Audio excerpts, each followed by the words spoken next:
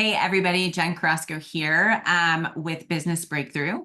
So today I'm really excited. I have Adam on board with me, and I'm going to let Adam give a little bit of an intro to himself and talk about, first off, your name, also talk about your role. And role means not necessarily like a CEO, but like what is your roles every day? Like who are you and what do you do every day? And then on that note, I hear that and see that you are a serial entrepreneur and you're a father and you're a husband. So can I let you take that over and just kind of go a little bit more about who Adam is? Absolutely. Thanks first and foremost, Yeah. Jen, for having me on. Super excited to be here today. So, as you mentioned, Adam Mcchesney, I'm a father. So, Murphy is coming up on 6 months old here next week. I'm a husband to Delaney. So, we've been married. It'll be 5 years in October of this year. So, coming up on that 5 year anniversary.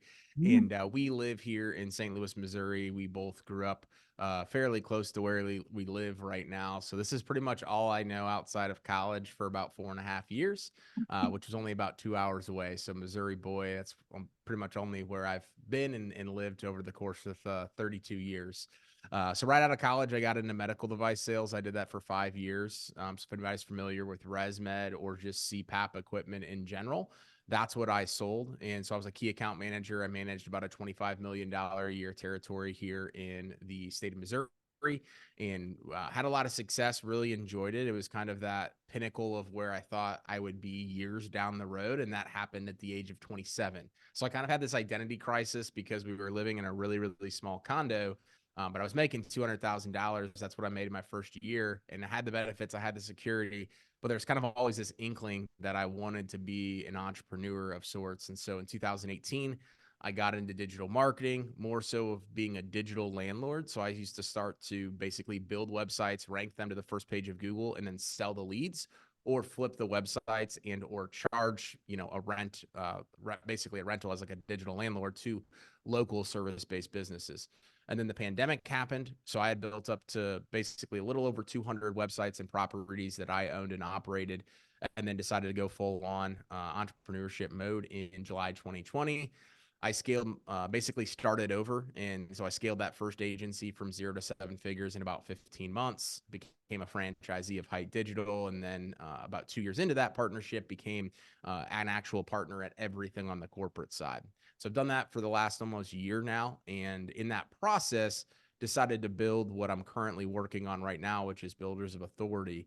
And so I've always grown my businesses because I own a couple different companies here in St. Louis on the back of personal branding and digital marketing. And people wanted me to essentially teach them. And I kind of pushed it to the side for a long period of time. And now that's essentially what I'm doing. So I'm actually exiting the agency world of what I've done for the last almost 6 years now on and off, but 4 years full time, and taking another bet on myself to teach Nice. entrepreneurs how to leverage their personal brand to become the authority in their space.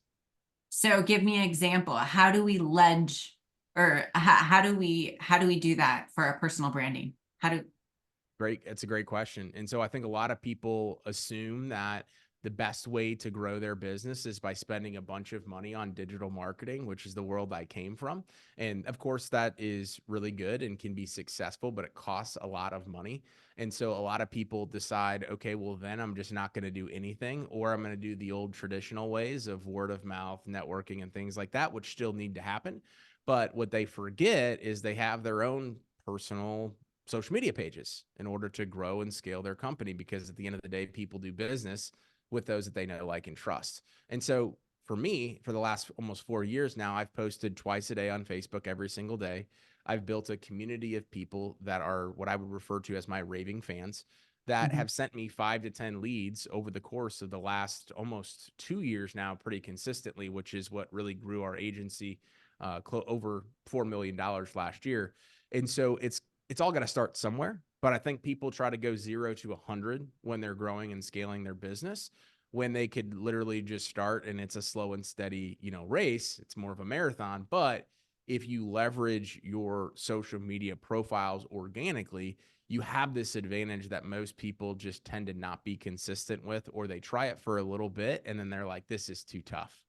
I'm going Yeah. to go back to posting from my business page. I'm going to go back to posting, maybe once a week, and not necessarily treat it as if it's just a daily task that you have to do in order to grow your business the way you want it to. Amen. And that is so crucial because even growing my social media, I mean, gosh, I started it way back when I had my skin clinics and posting once a day. And the growth that I've received, I mean, it's been, I'm sure, 4 or 5 years in the making of doing is crucial, right? And then if you don't post, people are like, are you okay? Is everything, all right? Like they're looking forward to that, Mm-hmm. right? Rather Yeah, if they like it or not like it, they're still looking at it. absolutely. Yeah. And so do you do a Dream 25 list? Yeah, so I have a Dream 25 list. I teach my clients how to have that Dream 25 list as well. And Yeah. also kind of like how we've been taught in is different than a lot of people, right? So a lot of people are teaching, hey, just go make offers all day long. Go talk about yourself. If enough people know about what you're selling, they're ultimately going to buy from you. And that's the wrong way, obviously, to look at it, in my opinion, as you know, and a lot of people in our network know. 80 to 90% of my content has nothing to do with what I sell. Really, the last couple of posts outside of my event coming up this week have nothing to do with anything that I actually sell. Like, I was talking to our community on Friday. I was like, hey, look at my most engaged stuff over the past couple of weeks. I asked people how many unread emails they have in their inbox, I what saw that. they where they want to travel to next, all of these other like little random things, because if enough people engage with that, which is every single time what happens, more people go to Adam Mcchesney's profile. And then once they're on my profile and they know that I'm a normal human being, that I'm not trying to sell something, conversations spark. But it's not the, hey, I'm going to go make this post. And when I make this post, I'm going to get X amount of dollars. And that's where most people get lost, because they feel as if there has to be an immediate, gratification, Yeah. satisfaction, or return on investment. Yeah. So could you give one tip that's free for everybody that would be crucial for just even themselves, let alone their business? Absolutely. So the biggest thing is understanding ultimately who your ideal client profile is. And so this is it might not be a short answer, but it's an exercise that I walk everybody through. Is take the best 10 clients you've ever had. And if you've only had a couple of clients, just take your best client, for example. And then also take a look at the last 10 clients that you've brought on, and write out like the 3 to 5, maybe even 10 common characteristics. And business to business is going to vary, but I work with a lot of service-based business owners and contractors and coaches and consultants. So usually you have like 3 to 5 points of, hey, here's who the ideal client is. This is their occupation. This is what their role is within the company. They're a married family with 3 kids, and they live in a house on Zillow that's worth over 500,000, and they're in this zip code. Whatever that ultimately ends up being, you have your ideal client. And so once you have your ideal client, you are now able to more easily market to them, because you know Yeah. specifically who you're going after. But typically, when I walk people through companies or people in our community, it's an entrepreneur, through this exercise, they say that this is their ideal client and who they're marketing and trying to go after. But if you look at the last 10, it's completely different, because usually when the economy is struggling and up and down, I guess you could say, or business is slow, we end up taking whatever clients and whatever jobs and opportunities come our way, because we operate from this standpoint of being desperate versus being the authority. And so once you kind of understand that you're on the path of, I want more of these people, it's easier now to be a little bit more creative and value driven with your posts, because as you manifest those things, more of those people will ultimately come into your ecosystem. Yeah. So I love that you just said manifest. And I love that you said, how did you word it? Really, it's the symbolism of you take whatever you can get, because in a matter of fact, just as a human nature is we tend to take what we can get because we're fearful of what we're not going to get, right? Mhm. Or Yes. that we don't accept what we value for within ourselves. And so with that, when you have clients that come in that aspect, what do you do for them? Like, what do you say to them to get them at that different level? Yeah, so usually it's a variety of different things because sometimes if it's a larger organization, it's usually the sales reps that are failing because the sales reps want to go make money and the sales reps are like, "Hey, I just am trying to close any deal that I can get." Now, it's usually a little bit easier of a conversation if I'm talking with the owner because the owner knows like right off the bat like, "Yeah, I lost a couple big clients last month, so I'm literally taking, fresh businesses and entrepreneurs as clients on because I don't know what else to do." But usually it's just reworking the foundation and then like the baseline of what the business goals ultimately are. Because and I've gone through this multiple times in multiple companies that I've owned, is what we don't realize is when we say yes to all of these people that we shouldn't be working with, we're also saying no to the right people. And Mhm. we only have so much time. We only have so many resources to be able to take care of those people. So it's at first a little bit of a scary moment where you're like, hey, I got to turn away this money because I know the right money is coming down the pipeline here very shortly. And one of my most engaged posts recently was like something along the lines of not every client is going to be the right client. Once you figure that out, the right clients typically tend to come find you. And Yeah. so it is this aspect where we think we're doing really, really good by us and by our business and by our clients by taking on those resources. But anytime you discount the price, anytime you go outside of what you typically offer, that ends up, backfiring in some sort of aspect. And it might not be until 90 days or 6 months, but you get into this weird spiral where you're doing so much work. You're like, hey, I'm freaking exhausted, but I'm not making the money that I want to, and my business isn't where it's at. It's not because you're not doing work, you're just not doing the right work for the right people. Yeah. That right there is like a business breakthrough. Honestly, right there, because it happens in so many facets of our lives. It's not even just business, right? Exactly. People are mundane and they stay in the same situation because they're fearful of change, right? And so I'm glad that you brought that up. I think that's really crucial. And I want to give like you a huge shout out with the fact of like I'm a big believer in change and doing things that you love and what is called for you because we're here to learn as we're growing as we learn and it's like, oh, I'm learning that this doesn't um serve me anymore, but I've learned all of this here to take to the next level. So I think that's like really crucial. Tell me a little bit about your event that you have coming up. Yes, so it's called Builders of Authority Live. It's here in St. Louis. And last time I threw an event was about 2.5 years ago, and I did it with 30 people, and it was free. So I spent about $10,000 on that event and ended up making about 70,000 on the back end, which was like Right. an aha moment for me of like, events are usually loss leaders for those that aren't familiar with the event space. But this time I wanted to throw it. I'm throwing it with another guy that wanted to kind of help build his brand too. And so we partnered up on this event, and we have about 65 people coming here to St. Louis on Wednesday.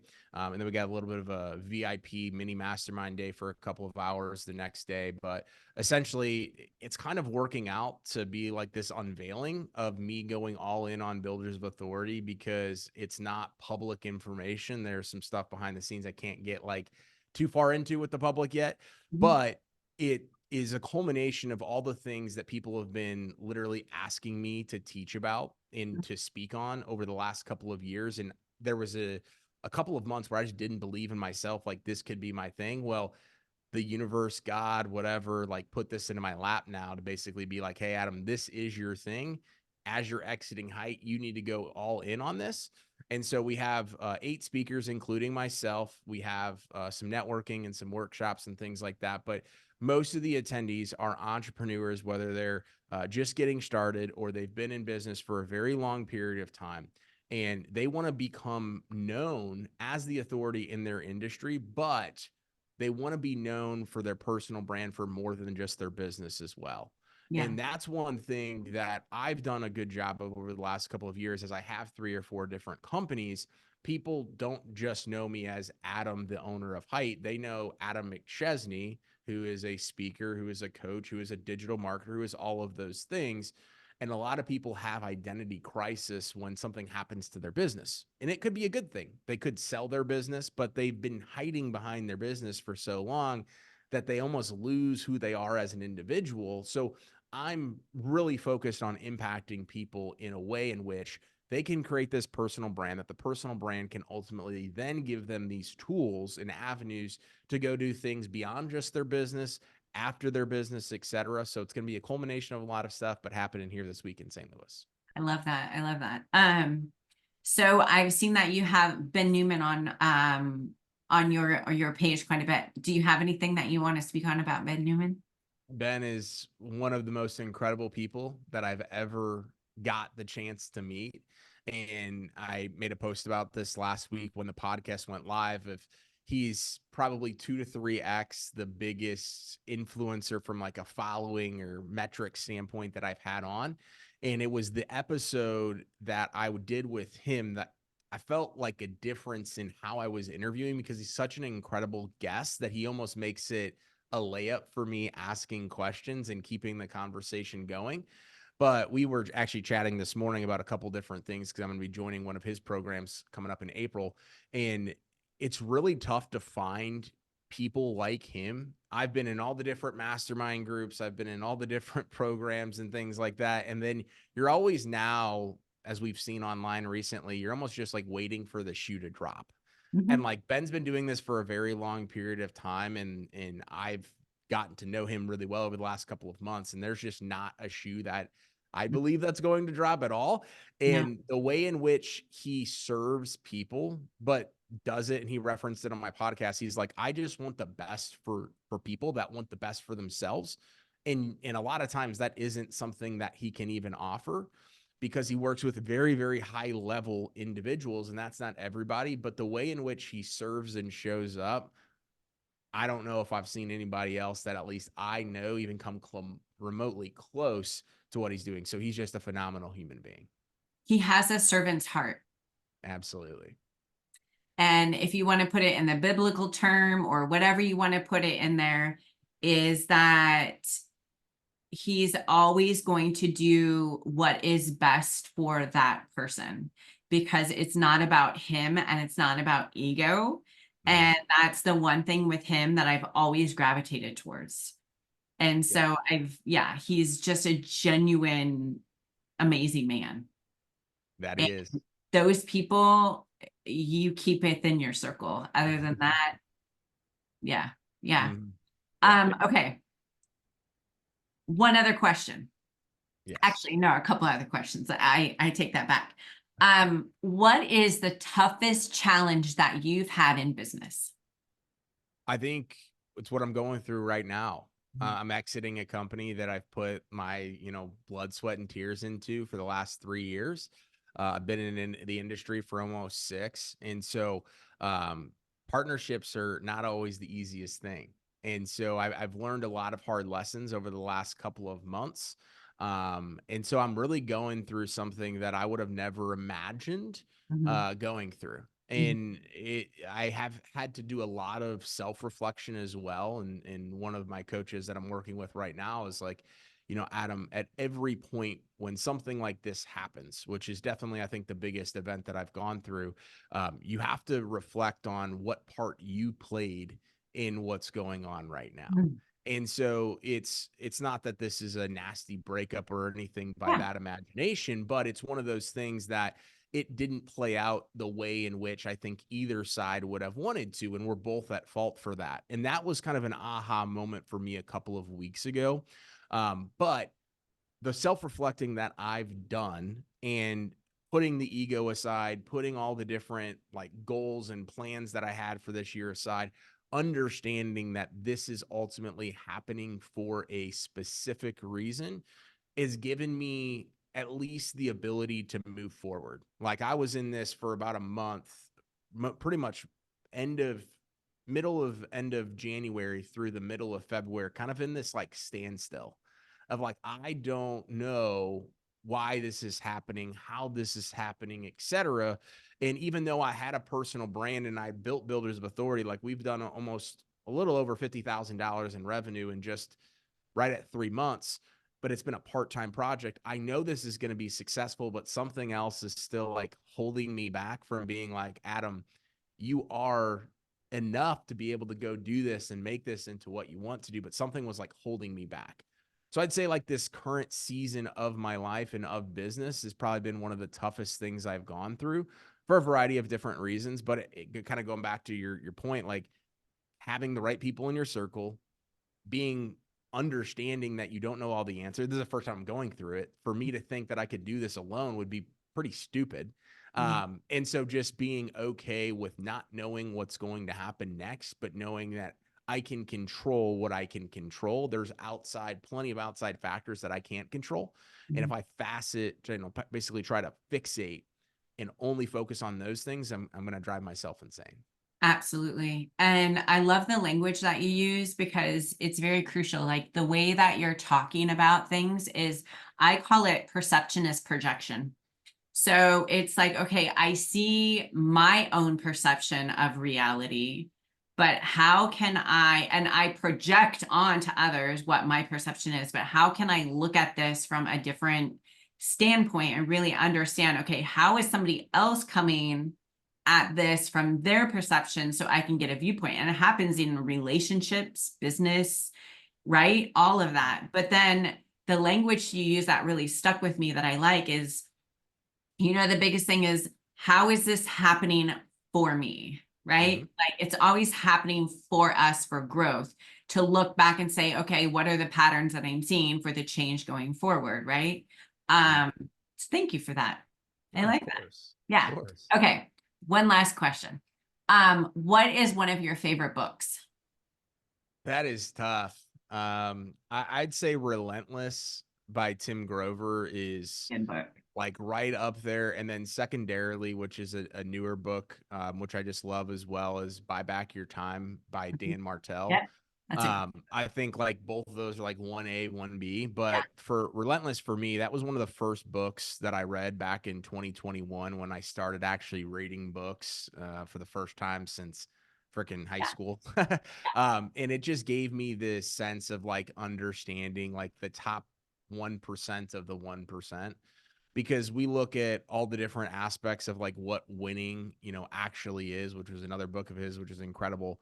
But there's certain characteristics of the people in which he talks about in that book, Michael Jordan, Kobe Bryant, those types of performers. There's something that is so different and unique about them. And the way it translates into business is no different, right? And so you see the people that have a lot of success and then they disappear off the face of the earth and we never hear from them again. It's because it was just a very, time period oriented, success driven model. Whereas like, I want to be doing this and set up for the long haul. Like I'm playing the long game with all of this stuff, which is part of the reason why I'm going through the season that I'm going through. And so I think the way he explains what it actually means to be a top 1% of a 1% is phenomenal. And then segueing over into the book by Dan Martell, Buy Back Your Time. I think when I was starting up Builders of Authority again, I've operated things very differently from when I was building my digital marketing agency. When I was building my digital marketing agency, I thought I had to go hire my COO as the first freaking hire, and I hired that person second. Phenomenal person, really helped grow my company, but I overcomplicated what actually scaling a business was. I needed to take off the things that were keeping me from doing more of this type of stuff early on, not hiring somebody that like is smarter than me to literally get things going, right? Yeah. And so the first person I hired was an executive assistant, and it's just me and her right now running the show, and it's phenomenal. Good. Yeah. Yeah, you learn a lot. Have you read the book by Bob Proctor? Oh gosh, why can't I think of the name of it? It was just in my head. Change Your Paradigm. I haven't. Read it. Okay. Like it. I'll Yeah. mark that down. Yeah. It's a great book. Yeah. Um, that's it. That's kind of all I had. I'm glad that we chatted a little bit. And so you have one little one, or you have more than that, right? Just one little one. Just one. Okay. I thought I saw more than one. Just one. All Not that right. I know Okay. of. Okay. So I have a granddaughter. She's 3, and then my 2 twins that are my granddaughter just turned 1 Oh, the that's other day. awesome. So yeah, I'm done with that. But good luck to you. Yes, it's a journey, but it helps put everything in perspective for sure. Yeah, yeah, absolutely. Thank you for your time. I really, really appreciate you. And I wish you nothing but luck this week, and you'll do phenomenal. I know it. So thank you. Thank you. I really appreciate you having me on. You're an incredible interviewer, so thank you so Thank much. you.